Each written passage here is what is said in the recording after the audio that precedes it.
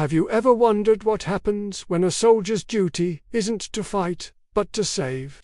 Today, we're stepping back into the chaos of World War II, but we're not focusing on the famous battles or grand strategies.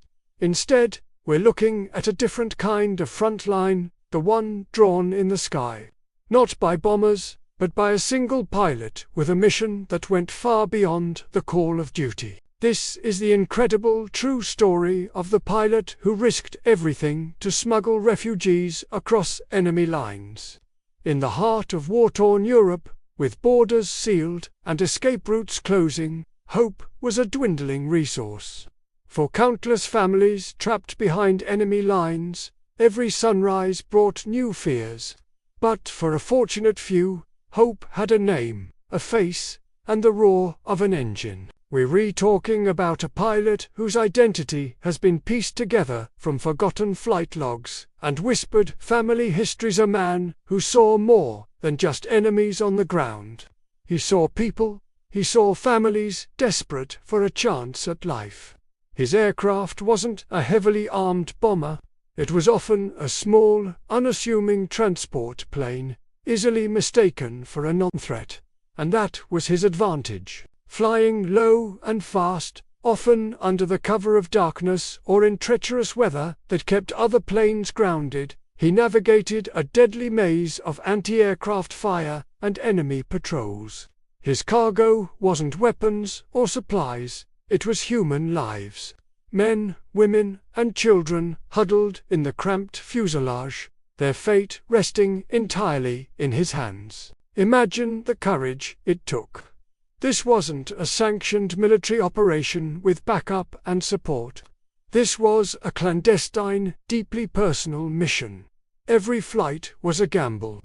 One wrong move, one mechanical failure, one keen-eyed enemy spotter. And it would all be over, not just for him, but for everyone he was trying to save. He flew through skies patrolled by the world's most formidable air force, with nothing but his skill, his nerve, and his profound sense of humanity to guide him. The stories from those he rescued are both harrowing and deeply moving.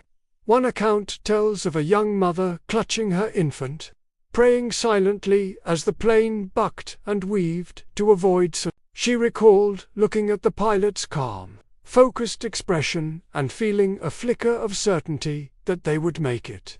Another survivor, just a boy at the time, remembered being given a piece of chocolate by the pilot before takeoff, a small act of kindness that, in a world of cruelty, felt like the grandest gesture of all. These weren't just passengers to him, they were a responsibility. He learned snippets of their stories, saw the fear in their eyes, and felt the weight of their hopes. He was their bridge from a world of persecution to a world of possibility. He had to make gut-wrenching decisions, too. Who could he take? How many could fit? Sometimes, families were separated, with promises to return for the others' promises he fought against, all odds to keep. The emotional toll of leaving people behind, even temporarily, must have been immense. What drove him to take such extraordinary risks? It wasn't for medals or recognition. In fact, his actions were so far off the books that had he been caught by his own side, he could have faced a critical martial. No, his motivation came from a place deeper than duty. It was a refusal to let the brutality of war extinguish the most fundamental human instinct to help one another. He saw a line, not between nations, but between right and wrong, and he chose to fly directly over it. His missions were a masterclass in deception and improvisation. He'd use forged flight plans, piggyback on the radio signals of larger formations, and exploit gaps in enemy radar coverage that officially didn't exist. He knew the terrain like the back of his hand, not just the mountains and rivers, but the invisible corridors in the sky where he was least likely to be intercepted. He was a ghost, a whisper in the wind, delivering people from the jaws of tyranny. This story forces us to reconsider our definition of a war hero. Heroism isn't always about the number of battles won or enemies defeated. Sometimes it's about the number of lives saved. It's about the quiet, defiant acts of compassion that shine brightest in the darkest of times. This pilot fought his own war, a war against despair, a war for the future of the families he carried to safety. His cockpit was his battlefield, and his greatest weapon was his conscience. The legacy of this pilot isn't found in official war records or grand monuments.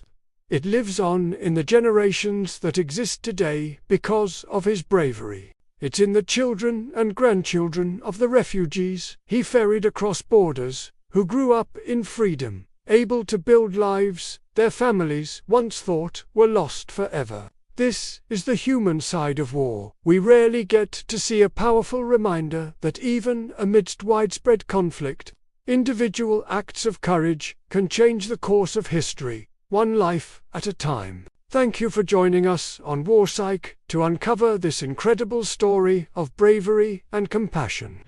If these stories of quiet heroism resonate with you, make sure to like this video and subscribe to our channel for more deep dives into the human side of history. Don't forget to hit the notification bell so you won't miss our next episode.